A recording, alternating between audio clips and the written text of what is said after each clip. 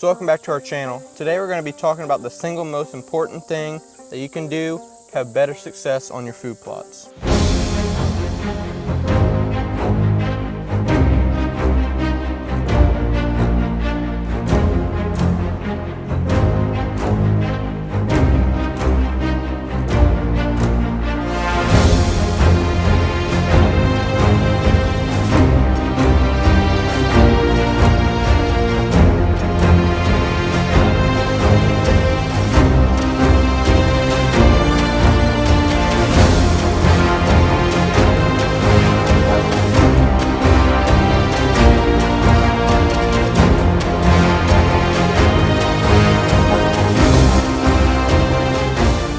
So we wanted to let you guys know, to our first 1,500 subscribers, we're going to be doing a giveaway. All you have to do to get entered to win is email this email address right here and send us a picture that shows that you're subscribed. And then whenever we're ready to hold the contest, we'll have a deer head on display, and you guys will get to estimate the score of the deer, and whoever is the closest will get a choice between a nested backpack, which comes with a set of climbing sticks and a tree stand, or a top-of-the-line Reconyx trail camera. I can remember back, I started planting food plots back in the 90s and had some success, but I had a lot of failures too in those earlier days. There wasn't a lot of information out there like there is today on food plots, and I kind of learned the hard way from trial and error, like a lot of guys do.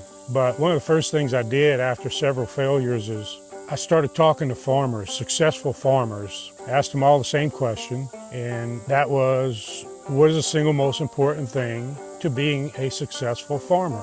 And I got the same reply every time, and that was, you have to do things on time.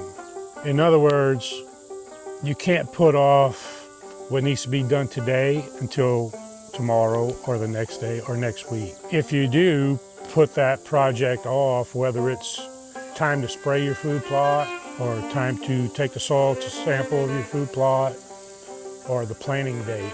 When you push that back, you know, things come up in life, and next thing you know, you planned on doing it this coming weekend, and then something comes up, whether it's raining and you're unable to, or family obligations come up that you can't, you know, get out there and spray your plot. And now you're maybe 2 weeks out when you should have sprayed it. Yeah, now that doesn't mean that after 30 years plus of planting food plots that we don't have failures.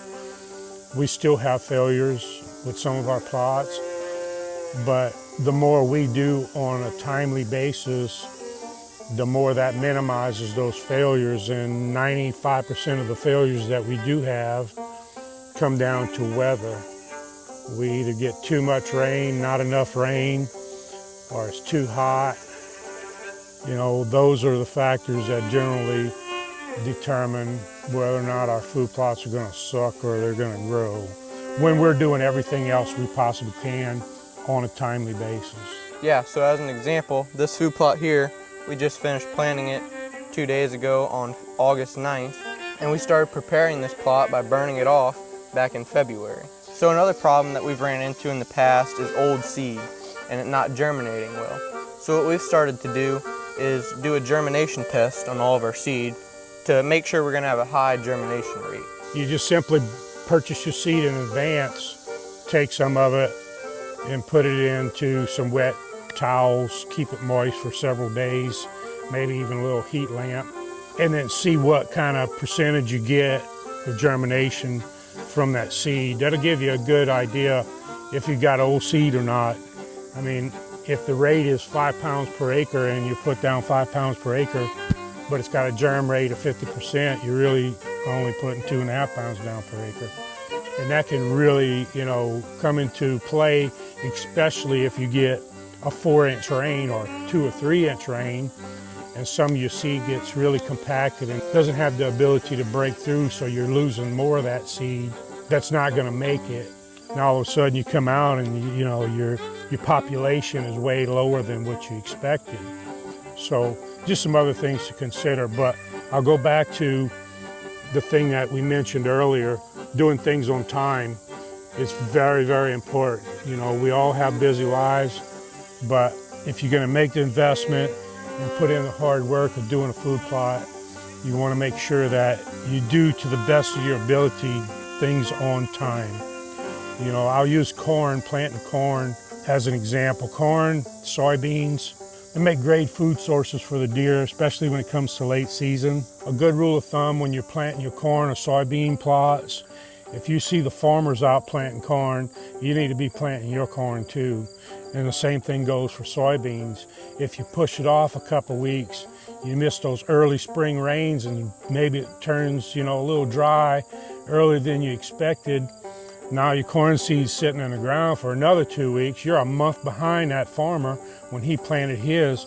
You're not going to have the same results that he's going to have. He's counting on making his living off of planting those crops. He's going to do it at the best optimal time. When the soil conditions are right, it's time to plant. It needs to go in the ground now, not next week, and certainly not next month. Planting on time gives you the advantage of being able to replant if you do have a failure in your plot. If you plant late the first time and it doesn't come up good, then you won't have the option to replant it because your window will be too short for it to grow.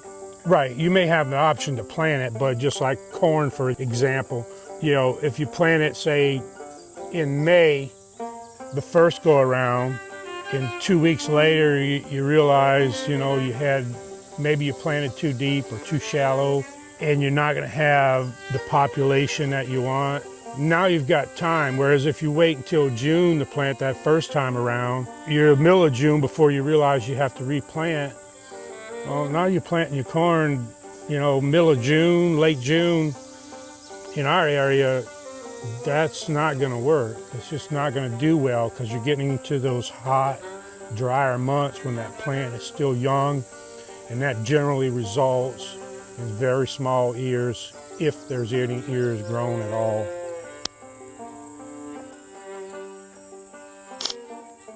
The same thing goes for your herbicide applications. If I want to get the most out of that herbicide, I want to spray those plants when they're small, when they're young, not wait till they're 18, 20 inches tall. It's going to be harder to kill that plant when it gets taller. Obviously, I don't want it so short that they're not all up. I want to make sure that all of my weeds that I'm trying to target are actually up and they're not still emerging. Referring to glyphosate, Roundup, which is a very common herbicide, because if you wait till that plant is taller, you run the risk of not killing it, and also over time you can make that plant resistant to glyphosate by giving it too light of a dosage for the height of the plant. And then the next time you come in and spray it, it's even taller. You're dosing it with light doses of glyphosate, which will result in that plant becoming resistant. So thank you guys for watching. Hopefully this helps you to have more success on your food plots. This plot behind us you see here, we are going to be doing a full video on the full process, all the way from burning it to the fertilizer we put on, the soil samples, all the way to planting it. So be watching out for that video coming out in the future. So thank you guys for watching, and remember, hard work is more reliable than luck.